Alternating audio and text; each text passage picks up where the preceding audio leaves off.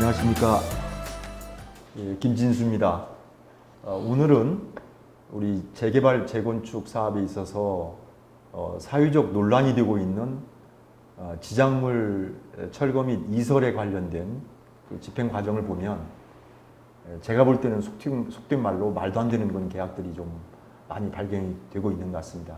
그래서 실제로 일선 현장에서는 경찰, 검찰 수사도 해서 일부는 처벌되는 경우도 있고, 그렇지만 이제 이 법률에 대한 명확한 규정이 없다 보니 처벌 또한 그렇게 용이하지도 않고, 그래서 결국은 재개발 재건축 주민들의 피해만 발생하는 그런 것을 보고 오늘은 지작물 철거와 이설과 관련된 주제로 깊이 있게 다루고자 합니다. 이 분야 또 전문가 모셨습니다.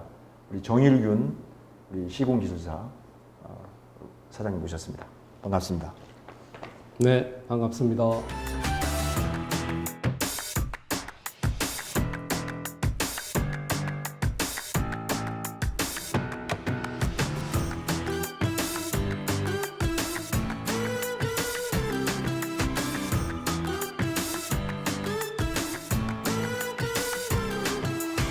지금 방금 제가 말씀드렸듯이 지작물 하면 예를 들면 전기, 그다음에 가스, 수도 이런 여러 가지 지작물들이 있죠.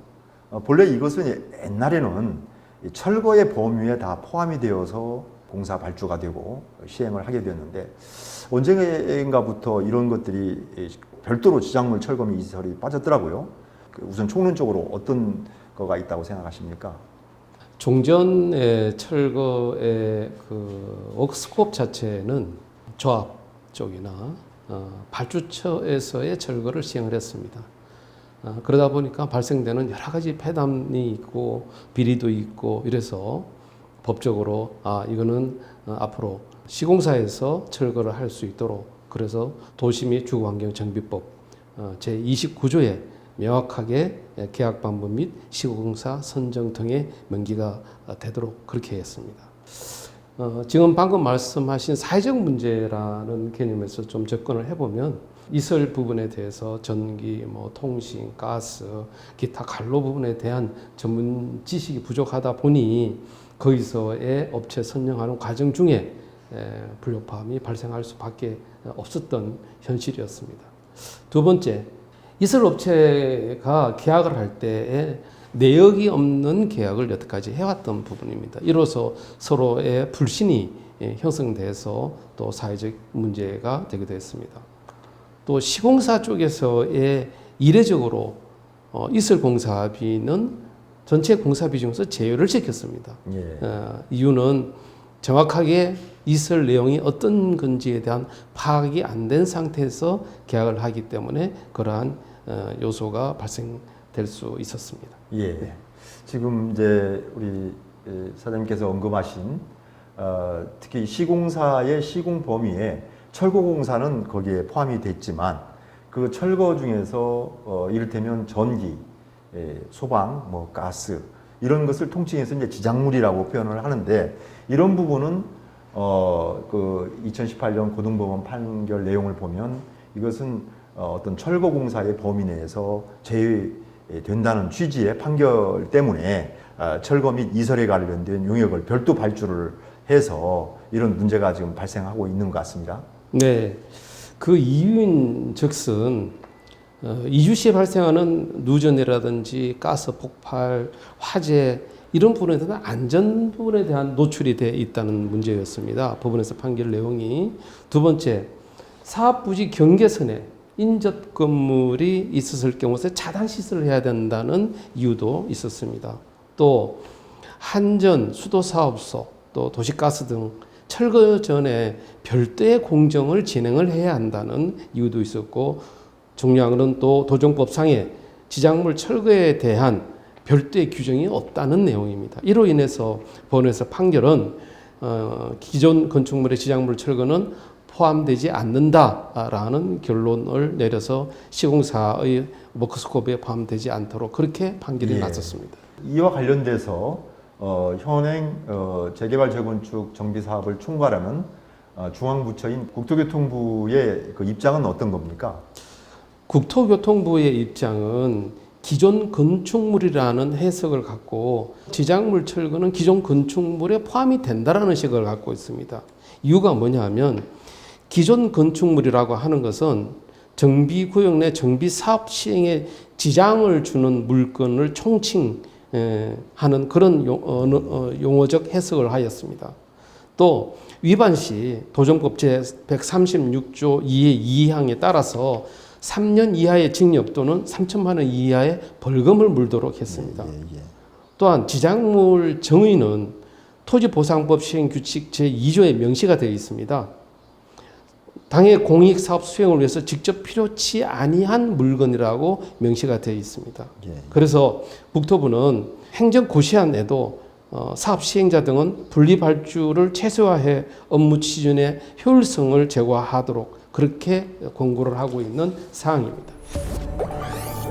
중앙부처인 이제 국토교통부의 지침은 가능하면 이렇게 전기, 통신, 소방, 상하수도 이런 관련된 이른바 지작물에 대해서 분리발주를 할 경우는 조합원들의 어떤 부담이 더 가중되고 그렇기 때문에 이런 것을 철거공사의 범위 내에 포함해서 처리하라는 그런 취지라는 거 아니겠습니까? 네, 그렇습니다. 그렇지만 이런 것들이 지금 실제 현장에서 이루어지지 않고 있어서 매우 안타까운 상황인데, 그러면 지금부터 지작물 철거 및 이설의 이제 구체적인 사례를 중심으로 살펴보도록 하겠습니다.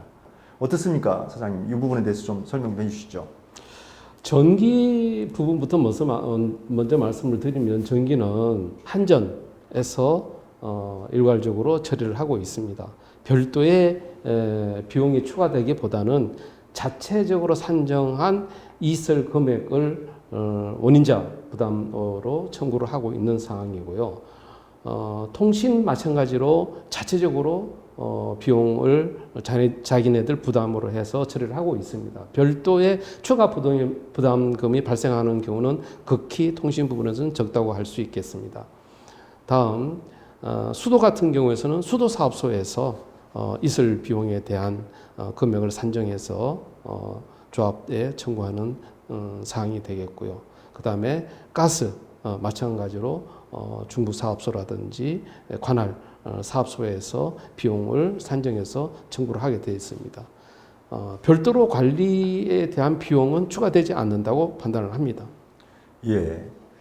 그런데 실제로 일선 조합 현장에서 업체 선정 및 계약한 내용들을 보면 예산액보다 적게는 2배, 많게는 심지어 5배 정도에 추정되는 그 금액이 집행되는 것을 볼 수 있습니다. 도대체 이것은 좀 문제가 있는 거 아니겠습니까?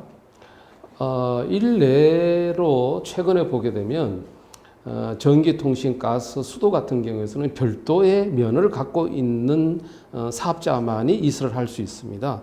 근데 이거를 통합적으로 조합과 계약을 해서 집행을 하는 업체가 있다고 들었습니다. 이 또한 관리비만 상승할 수 있는 요인이 될 수 있는 사항이 되고, 또 개별적으로 사업에 대한 이해가 부족하다 보니 조합에서 금액에 대한 신뢰를 하지 않은 상태에서 계약을 해서 추후에 조합원들 간의 갈등을 일으키는 그런 현재의 문제점을 발생하고 있습니다.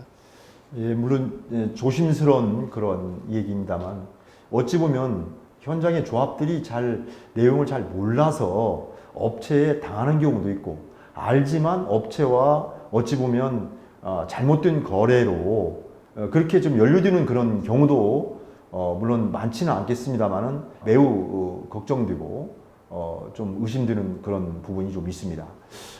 따라서 이 부분에 대한 제도 개선이 있어야 할 것 같은데 어떻습니까? 우선은 객관적 비용의 투명성입니다. 과연 이 금액이 명확한 금액이냐라는 것을 인정하기 위해서는 내역이 형성이 돼야 됩니다. 내역이 형성되려고 하면 도면이 작성돼야 됩니다. 그래서 도면에 의한 물량 산출이 되고 그 물량 산출에 의한 금액이 결정되어야 누가 보더라도 신뢰성을 확보할 수 있는 부분이 된다고 봅니다. 두 번째, 비용의 최소화입니다. 비용을 어떻게 최소화시키느냐?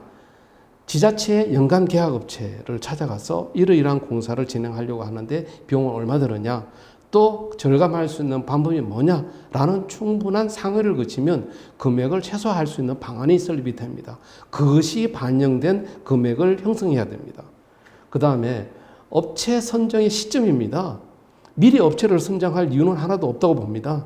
그 업체는 2주 때부터 선정을 해도 늦지는 않습니다. 2주 때 선정을 해서 철거 때 투입만 되면 얼마든지 공사를 수행할 수 있는 상황이기 때문에 미리 선정할 이유가 없습니다. 그 다음에 지작물 이설도 어떻게 보면 철거 공사 일부분입니다. 지작물 철거를 하면서 발생할 수 있는 안전성 사고 부분도 있습니다. 이 부분을 철거 감리업의 일부분으로 업무 영역으로 포함시켜야 됩니다. 앞으로. 그래서 사업지에 대한 사고를 미연에 방지할 수 있는 또 제도적인 부분이 보완이 돼야 됩니다. 마지막으로 철거가 끝난 다음에 인수인계가 명확해야 됩니다. 어느 부분에 어떤 관로가 어떻게 형성되었다는 것이 도면에 의해서 또 기록에 의해서 인수인계가 되어야지만 후속 공정하는 부분에 대해서의 분명한 참고 자료가 될 수 있습니다. 네, 이렇게 합리적인 선택과 또 제도적인 개선을 통해서 우리 조합원들이 알게 모르게 여태까지 여러 가지의 리스크를 줄일 수 있는 한 가지의 방안이 됐으면 좋겠습니다. 여러분 어떻게 보셨습니까? 특히 오늘 지작물 철거 및 이설과 관련된 그런 내용들입니다. 이 부분은 현재 정비사업을 돕고 있는 정비사업 전문 관리업자나 또 나중에 이제 공사 착공 이후에나 이제 투입될 감리자 누구도 도와줄 수 없습니다. 따라서 이 부분에 대한 교육과 여러분 정보 전달이 매우 중요할 것 같습니다. 그래서 앞으로 김진수의 재개발 재건축 포커스 제가 중심이 되어서 무료 교육을 실시하겠습니다. 이 곳으로 여러분 조합들, 조합 임원들 물론 일반 시민들도 좋습니다. 여러분 이 주소로 신청을 해주시기 바랍니다. 오늘 바쁘신 가운데서 참석해 주신 또 출연해 주신 우리 정유균 시공준수사님 감사합니다. 네, 감사합니다.